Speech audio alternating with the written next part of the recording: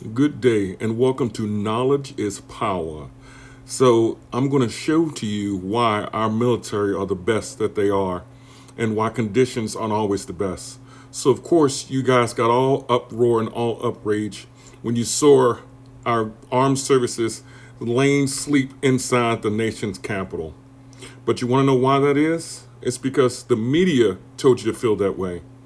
And then it gave those congressmen a reality check to see how our men and women actually are. So I was overseas doing Iraq from '03 to '05, and let me tell you how it was.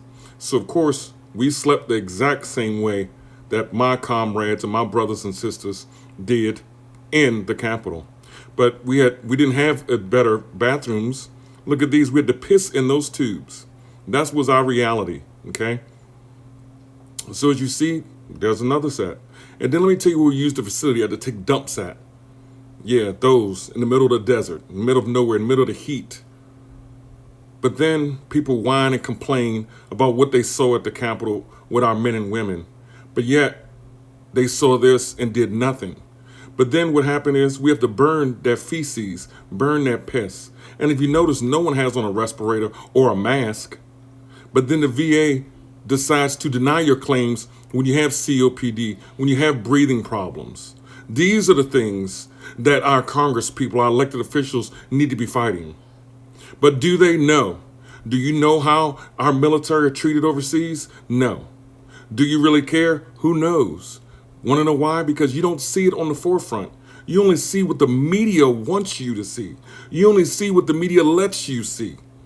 But then again, hey, this is how we slept also. Out in the elements, with the bugs, with the snakes, with the scorpions, with the camel spiders. But don't worry, there's more to come. So let me tell you next, as we enter Iraq from Kuwait, there was what you see here are basically landmines that they put on the road so we could not cross. And you may think, well, you know what? We had the MRAPs, we had those big armored vehicles. Actually, we did not from '03 to '06. We had regular standard Humvees, and this is the mayhem and the destruction that these roadside bombs and these mines done to these regular vehicles that were not up armored. So this is from '03 to '05 when I served, and then I went back again from 2009 to 2010. I did 3 total tours. And let me tell you something.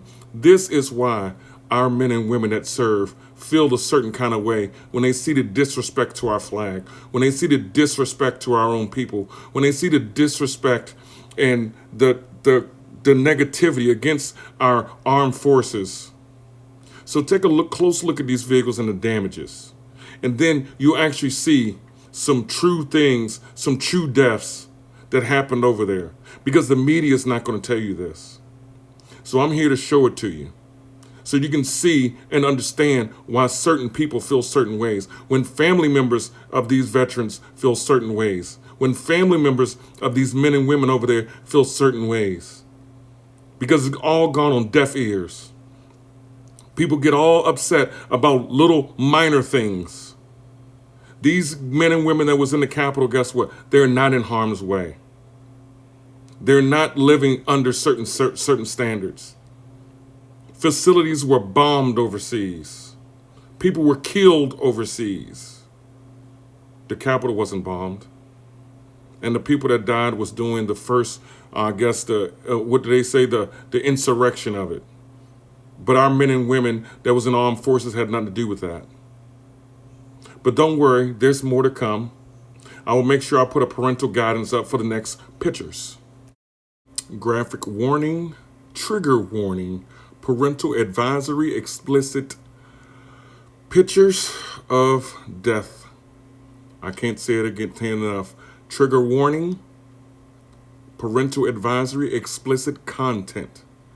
So you will start seeing some of the things that our men and women that went overseas in combat of all wars of dealing with. Okay, these are things that contribute to the combat PTSD, that contributes to the survivor's guilt, that contributes to the anxiety, the hypervigilance, that contributes to the intrusive thoughts, the nightmares, the suicidal thoughts. All of these things that you're going to be seeing next is what is a big thing with most combat veterans. Then the media tells you there was no weapons of mass destructions. Well, I'm here to let you know that they actually were. We found 36 missiles buried when we tried to put up a tent in the middle of the desert. It took us 2 days to get EOD out there, along with equipment, to dig up everything.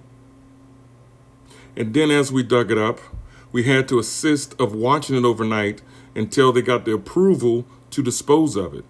But as they was doing that, guess what?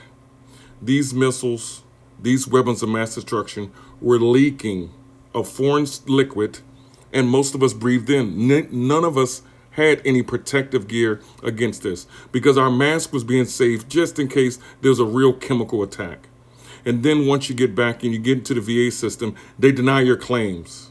And you can see is it eating up the concrete. So once we got approval, what did we do? We added the explosives, the C4, the fuel, and then we went ahead and got EOD to explode and dispose of everything. And this is just to show you some of the things that went on that you have no idea that's going on. But the media keep telling you, oh, look what's happening inside the Capitol. They're sleeping in not inhumane conditions. But this is why, these things are why we feel like zeros, but on the outside we may be a hero. This is why we have the confusion, the combat PTSD, the intrusive thoughts. This is why it takes an understanding. And then who else is affected? Our spouses, our children. Because there is secondary PTSD.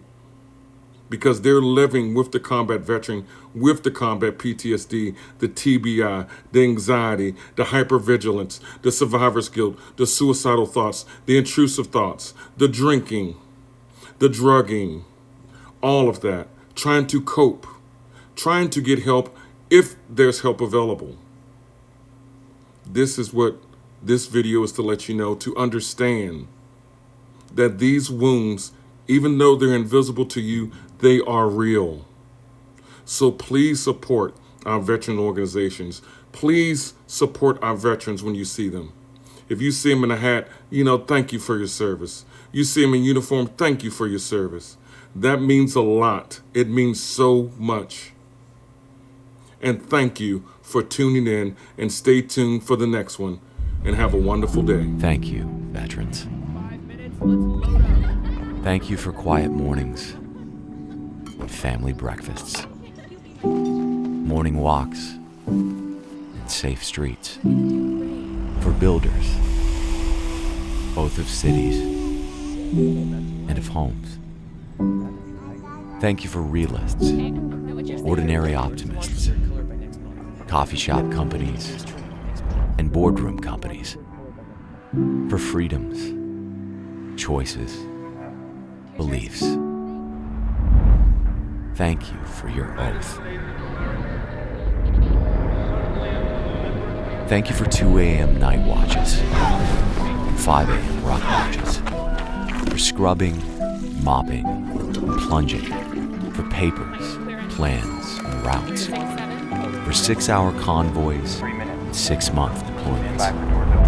Thank you for following orders, leading your team, and carrying your brothers back home. Thank you, veterans, for sticking to your oath,